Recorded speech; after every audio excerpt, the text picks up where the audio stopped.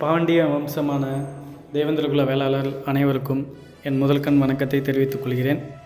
இன்றைக்கி வீடியோ எதை பற்றினா, இந்த பிஎம்டி மீடியா எந்தெந்த விதத்தில் இந்த தேவேந்திரர்களோட வரலாற்றில் திருடுது அழிக்க பார்க்குறாங்க அப்படிங்கிறத இன்றைக்கி நான் தோல் உரித்து காட்டுற விதமாக இந்த வீடியோ இருக்குன்னு நான் நம்புகிறேன். லாஸ்ட்டாக அந்த தம்பி ஒரு வீடியோ போட்டிருக்காரு. அதில் என்ன போட்டிருக்கேன்னா, செந்தில் மல்லர் எழுதின நூலில் இருக்கிற ஆவணங்கள்லாம் சீல் இல்லை, அது இல்லை, அப்படி இப்படின்னு சொல்லிட்டு இருந்தார். சரி, அதுக்கப்புறமேல் 1931 அந்த சென்சஸ் ரெக்கார்டை எடுத்தாங்க தெரியுமா. அதை பற்றியிலேருந்து அதை ஃபுல்லாக நான் படிச்சுட்டேன். அந்த தரவில் பல்லன் இருக்குது, பல்லா இருக்குது, 9 இடத்துல அவங்க இது பண்ணியிருக்காங்க, ஒரு இடத்துல கூட பாண்டியன்னு பதிவு பண்ணல அப்படின்னு அவர் சொல்லியிருந்தார். அவர் உடனே சொன்னோன்னே ஒருவேளை அப்படி தான் இருக்குமோ நானுமே நம்பிட்டேன். ஐயோ ஒன்றுமே இல்லையா, அப்போ நம்ம தான் போய் சொல்கிறோமோன்னு நினச்சிட்டு நான் போய் அதை டவுன்லோட் பண்ணி இவர் சொன்னதில் எவ்வளோ உண்மைத்தன்மை இருக்குது அப்படிங்கிறத நம்ம பார்க்கலான்னு சொல்லி நான் பார்க்கும்போது எனக்கு அங்கே அதை பார்த்தோன்னே ஒரு அதிர்ச்சி. என்னடா இப்படி அந்த வீடியோவை போட்டு இப்படி சொல்லி போய் சொல்கிறாங்களே, எப்புட்றா அப்படி அந்த வீடியோ எப்புட்றா அப்படிங்கிற மாதிரி தான் இருக்குது. இருங்க, அவர் பேசுனதை கேளுங்க ஃபஸ்ட்டு. போலி வரலாற்று ஆய்வாளர்கள். ஆனால் நம்ம எடுத்திருக்கிறோம் என்னென்னா, அந்த குஞ்சன் பிள்ளை இருக்கிறார்ல, திருவிதாங்கூரோட சென்சஸ் கமிஷனர், அவர் பிரிட்டிஷ் கவர்மெண்ட்டுக்கு ஒரு ரிப்போர்ட் கொடுக்குறாரு. 1931 census of India part 1 report அப்படின்னு சொல்லி அவர் கொடுக்குறாரு. மக்கள் குடிக்கணக்கு அப்படிங்கிற ஒரு ரிப்போர்ட்டை அவர் கொடுக்குறாரு. அதில் அவர் என்ன சொல்கிறாருன்னா, 9 இடங்களில் பல்லன் அப்படின்னு தான் குறிப்பிடுறாரு. கிட்டத்தட்ட 500க்கும் மேற்பட்ட 550க்கும் மேற்பட்ட பக்கங்கள். அதை நம்ம முழுமையாக வாசிச்சிட்டோம். அதில் 9 இடங்களில் பல்லன்னு தான் குறிப்பிடுறாரு, ஒரு இடத்துல பல்லான்னு குறிப்பிடுறாரு. எந்த இடத்துலையும் பாண்டியர்கள் பல்லாஸ் அப்படிங்கிற ஒரு இதை குறிப்பிடலை. அவர் டவுன்லோட் பண்ண அதே பிடிஎஃப்பை நானும் டவுன்லோட் பண்ணேன். குஞ்சன் பிள்ளை எழுதுனது தான்.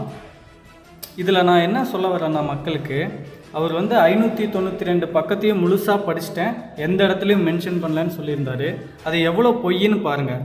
இதில் மறவர்னு போட்டிருக்கு. ஏதாவது ஒரு இடத்துல பாண்டியனோ ஏதாவது ஒன்று அவங்களுக்கு மென்ஷன் பண்ணியிருக்கான், எதுவுமே மென்ஷன் பண்ணல. இப்போ நான் அப்படியே நம்ம இதை காட்டுறேன். இதில் போய் பாருங்கள், இதில் என்ன போட்டிருக்குன்னு பாருங்கள். பாண்டியன்னு போட்டிருக்கா?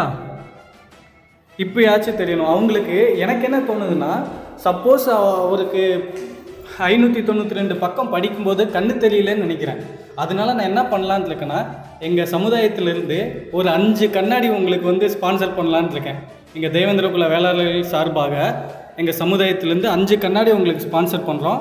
அதை போட்டுட்டு பாருங்கள். அப்பயும் தெரியலன்னா நாங்கள் ஒன்றுமே பண்ண முடியாது. மீண்டலும் பாண்டியர் வரலாறு மாதிரி யாரையோ வச்சு எழுதி திருட்டுத்தனமாக திருடி கொடுத்த புத்தகம் இல்லை, அப்போ உள்ள அரசு அதிகாரி எழுதின புக்கு. அதில் நீங்கள் பார்த்தீங்கன்னாலே தெரியும், 9 இடங்களில் பல்லன்னு இருக்கும், ஒரு இடத்துல பல்லான்னு இருக்கும். இவங்க கேட்டுக்கிட்ட மாதிரி பாண்டியர்கள்னு அதில் குறிப்பிடலை. திருட்டுத்தனமாக எழுதுகிற புக்கு இல்லை, உங்களை மாதிரி திருட்டுத்தனமாக பேசுகிறது, உங்களை மாதிரி திருட்டுத்தனமாக இருக்கிறது, இந்த மாதிரி பொய் பேசுகிறது, பொய் சொல்கிறது, இதெல்லாம் எங்களுக்கு தெரியாது. நீங்கள் உங்கள் சொந்த ஆதாயத்துக்காக உங்களோட அண்ணன், உங்கள் சேனல் வளர்ச்சிக்கும் உங்கள் நன்னன் வளர்ச்சிக்கும் நீங்கள் அரும்பாடு பட்டுட்ருக்கீங்க. இந்த மாதிரி பொய்யான வரலாறுல நீங்கள் கடத்துறீங்க உங்கள் மக்களுக்கு. இது என்ன, பொய் எப்பயுமே நிஜமாயிடாது. 10 வாட்டி நீ கத்தி சொன்னாலும் பொய் நிஜமாயிடாது.